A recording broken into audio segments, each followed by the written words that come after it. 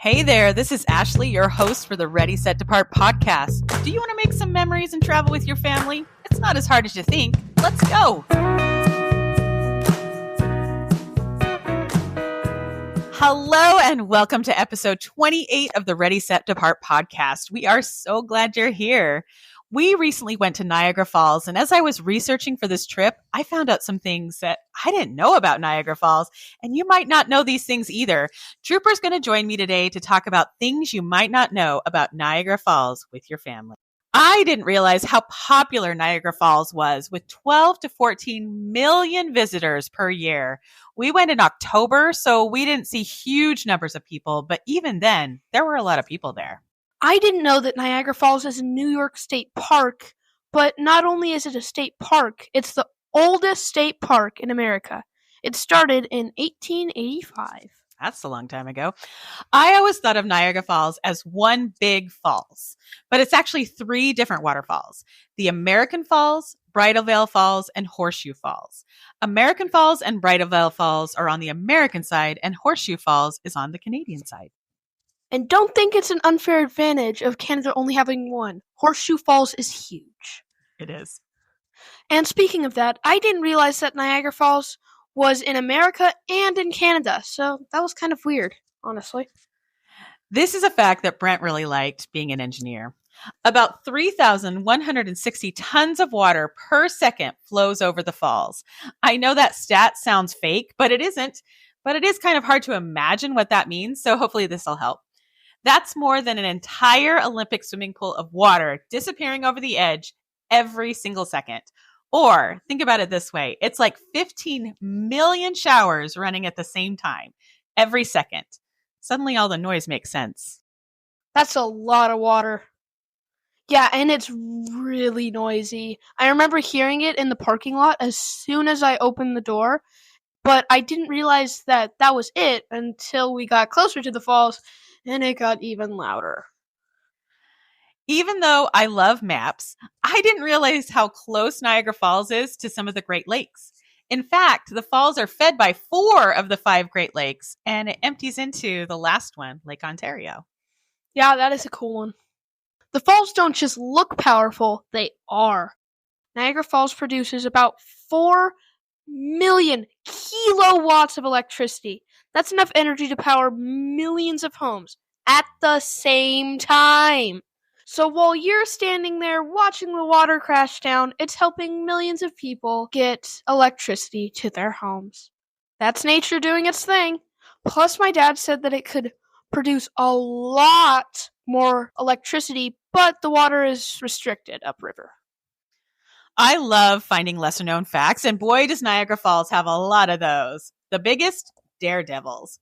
Now, this was a very different time and obviously something that's not allowed or encouraged now, but daredevils have been attempting to make a name for themselves with the falls since 1827. That's a long time ago. That is. That's when a group put a bison, 2 bears, 2 geese, and a dog in a pirate ship, quote unquote, and pushed it over the falls for a publicity stunt. That is a very stupid idea. Yeah. Don't try this at home. Don't try this at home. It's said that only the bears and the geese survived. That was a different world than we live in now. Did you hear about the first woman to go over the falls and survive? Her name was Mrs. Annie Edson Taylor, and she wanted to be famous, so this is how she decided to do it. After she did it, she is famously quoted as saying, "No one ever ought to do that again." Wise words, honestly. But if you're thinking about going over the falls today, with or without a bison, don't do it. The fine is pretty hefty if you survive. Mom, do you know the name Nikola Tesla? I've heard of the Tesla, the car, but what can you tell me about Nikola Tesla? He was a famous inventor who invented the AC current, which is what we use today for electricity. The first time he used the AC current was transmitting electricity from Niagara Falls to Buffalo, New York. That's about 20 miles, and it was a huge achievement. I love having lights and electricity, so I'm so glad that Nikola Tesla invented the AC current and tested it at Niagara Falls. Me too, Trooper. I didn't know before that Niagara Falls and Central Park in New York City have something in common. Well, besides trees. Frederick Law Olmsted, who designed Central Park, fought to protect the falls, and later designed the park itself. This is a story that I think is really cool. I'm glad you found it, Mom. On March 29th, 1848, the falls ran completely dry for 30 hours. And this was because of an ice jam upriver. I didn't know what an ice jam was, so maybe you don't either. But it's when a frozen river starts to break up and the ice creates a dam rather than just flowing downriver. My favorite part of the story is that the nearby residents said that they were woken up by how quiet it was. Imagine that. That would be very interesting and eerie. It would be. I didn't know that the Niagara Falls area has been inhabited by people since the Ice Age. Oh yeah, I remember that. The Seneca tribe has lived in the area for about 13,000 years. That's a long time. When we were in Niagara, we saw signs for a Native American market, but we couldn't find it. We asked it information and they said it was too cold and rainy that day for the market. So if you're there in the summer or on a nice day, could you go to the market and send me some pictures? I'm super curious what we would have found. I am so excited that I get to talk about this one because I have to say, when you told me about it, I wasn't too excited. So guys, when you go to Niagara Falls, you need to go on the Maid of the Mist. It's a boat ride going into Horseshoe Falls. This company was once a ferry that took you from the American side to the Canadian side of the river. But when the first bridge was built in 1846, it became a boat tour. You know, that sounds kind of boring, but let me tell you what it's like. First, you go on this cool platform high above the river where you can see the falls really well, and it's windy and loud. Then you take an elevator down to the river, and boy, is that a big elevator. You walk down through a little hut, and they give you a plastic poncho.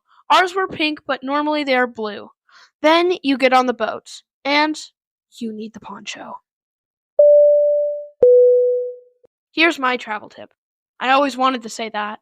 If you want to get the best views and get the wettest, which is the best experience, go on the upper deck on the front left. The boat takes you past American Falls, which is cool, Bridal Veil Falls, which is smaller but still cool, and there's a recording playing that's telling you all about the things, but it's so loud from the wind and the water rushing down the cliff that you can barely hear it. Then you get into Horseshoe Falls, and believe me, it's like a hurricane. The wind is whipping all around you, the water is coming at you sideways, and you can't hear anything other than the screams of your fellow passengers. And you get so wet. It's like a faucet. And you got to see the pictures from our trip on the Maid of the Mist. Go to our website at www.readysetdepart.com/podcast/27 to see those pictures. It's hilarious. And it's worth it. Even my grandma, who doesn't like being cold and wet, said that it was a once-in-a-lifetime experience, and she was so glad she went. Here's my travel tip. I know I talk all the time about how I keep my sanity when we travel by just planning one big thing a day. This really worked well when we went to Niagara Falls. We knew that our one big thing was going to be the Maid of the Mist, along with looking around the falls. So I planned in time to go home and change. We figured we would get wet and that we'd want to go home and warm up. Remember, it was October, and put on some dry clothes. We also had lunch at our Airbnb, which, as you know, helps with the money. So my travel tip with the Maid of the Mist is to be okay with walking around with at least wet shoes or go home and change. Okay, now I get to talk about the Cave of the Winds. This is pretty cool, guys. And at first, I thought this was for sure going to be the thing we did at Niagara Falls. However, it was chilly that day and we would have gotten very wet. So I'm kind of glad we didn't do that one. But the Cave of the Winds is your chance to get as close to Bridal Veil Falls as possible. Basically, you learn a little about Nikola Tesla and how he changed the world. Then you go down an elevator to wooden decks that take you right up to the falls. That part is only open May through October because in the winter they take down the wooden decks. But if you go to the hurricane deck in the summertime, it will be like being in a tropical storm. And you can also touch the water coming off the falls. On a warm day, that could be pretty amazing. But in the cold, not so much. I liked when we did the Maid of the Mist, but what I also want to talk about is the observation tower at Prospect Point. This is the same place you go to take the elevator down to the Maid of the Mist, but it's also the best place to see the falls on the American side. Honestly, I think the Canadians have the best view of the falls, but the views are pretty good here too. All right. Let's do a couple things we learned really fast. Does that sound good? Yeah. All right. Niagara Falls State Park is a 400-acre park, but 140 of those acres are underwater. Terrapin Point is the best place to see Horseshoe Falls from the U.S. side. The cliff that the falls come down is actually called the Niagara Escarpment. An escarpment, according to dictionary.com, is a long, steep slope, especially one at the edge of a plateau or separating areas of land at different heights. We saw a rainbow when we first got to the falls, and one when we were on the Maid of the Mist. We learned that on a sunny day, rainbows are all around. I like to look for rainbows. Even when there isn't rain, right? Here's a travel tip. When you pay to park at Niagara State Park, you can park at any other state park in the area with that same receipt. And there's a trolley that helps you explore the 400-acre state park, though the 140 acres underwater are sort of hard to explore. The next thing we learned kind of surprised us. When Mom was researching about Niagara Falls, she told me that there were black squirrels there, and she didn't really believe that it was true. Neither did I. The pictures I saw on the internet looked really fake. But we decided to watch for them anyway when we were there. And you know what? We saw two. I spotted the first one from the Niagara Visitor Center.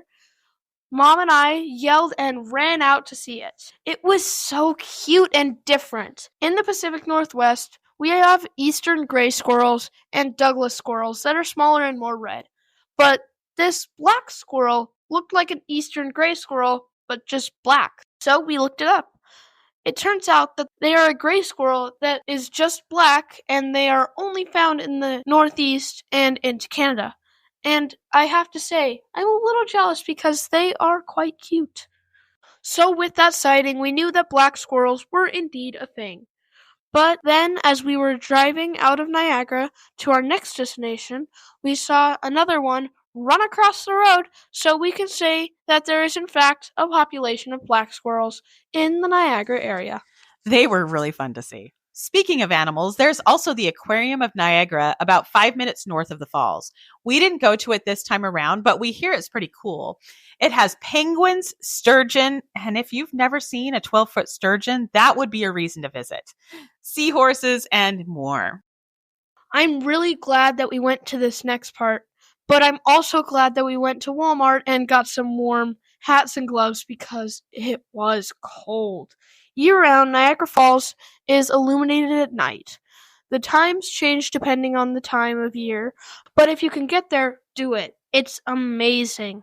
People started experimenting with lighting up the falls at night in 1879 when they tried to do it with bright fireworks, but the LEDs they do now are amazing. They change the colors every few minutes, and it even lights up the mist from the falls too.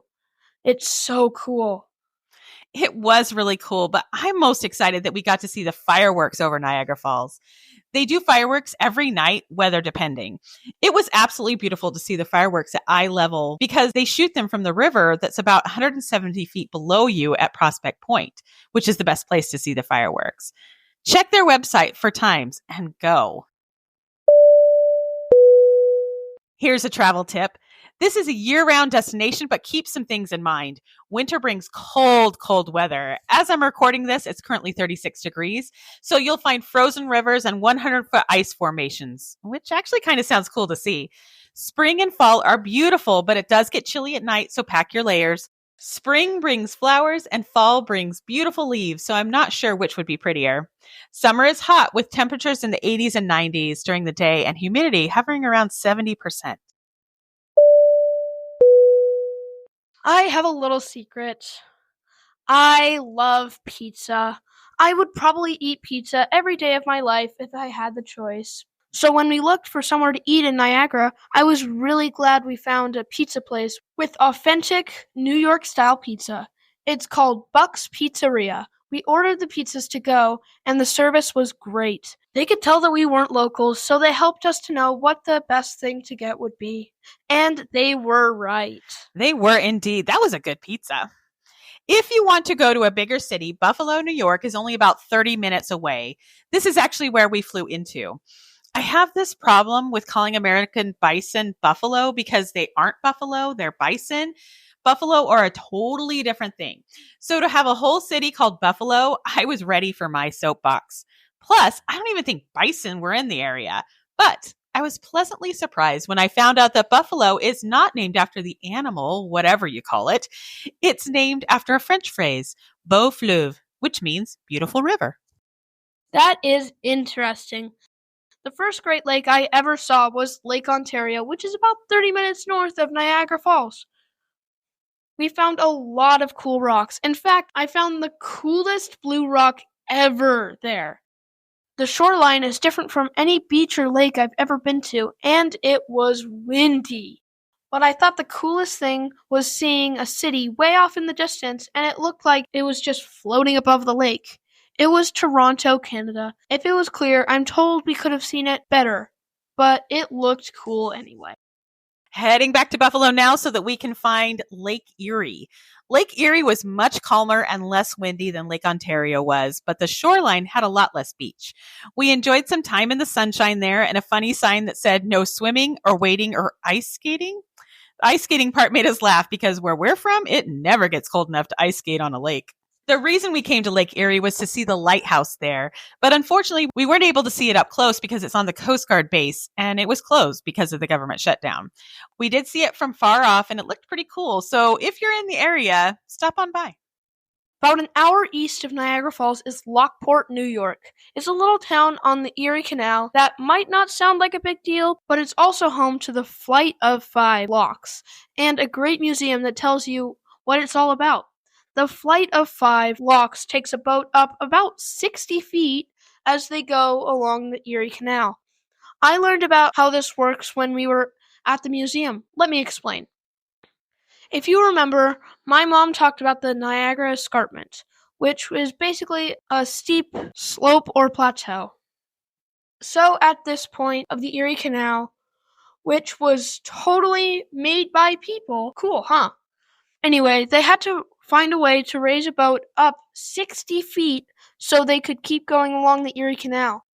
There are other places where there are locks on the canal, but this one is the biggest. There is no way to create a lock that would raise the boat 60 feet, but they could create 5 locks that raise the boat. Do you know what a lock is? Let me explain. There's a chute where the boat goes that has a gate on the front and a gate at the back.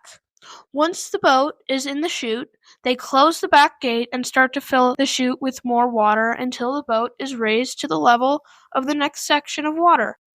Then the front gate opens and the boat goes to the next chute, and the whole thing starts again. Obviously, the opposite is done when the boat is going downriver.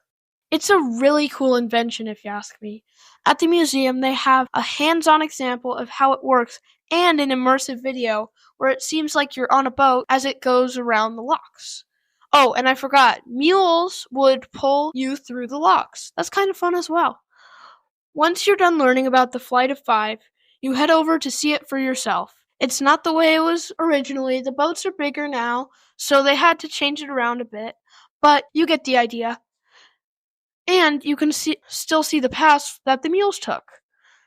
And there's an upside-down bridge because one of the designers didn't want big ships to be able to come through the Erie Canal, so the upside-down bridge makes it only so small ships can come up.